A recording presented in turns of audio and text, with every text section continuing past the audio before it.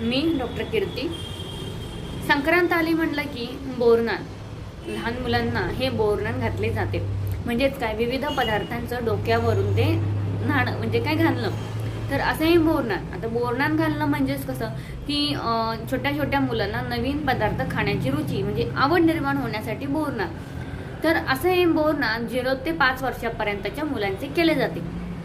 आता त्यामध्ये जर आपण नैसर्गिकरित्या किंवा नैसर्गिक जे काही पदार्थ असतात अशा पदार्थांचं बोरनान केलं तर त्या मुलांना खाण्याची आवडही निर्माण होते आणि त्याचे फायदे सुद्धा होतात.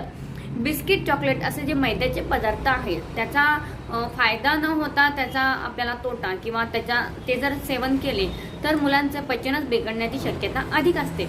आणि म्हणूनच आता नैसर्गिक पदार्थ कोणते, तर गाजर, वाटाणे, आपलं हुरडा, शेंगदाणे, आवळा यांचं जर तुम्ही बोरनान केलं तर ते बाळांना स्वतः खाण्याची सवयही लागते आणि त्याच्यापासून त्याचा फायदा सुद्धा होतो.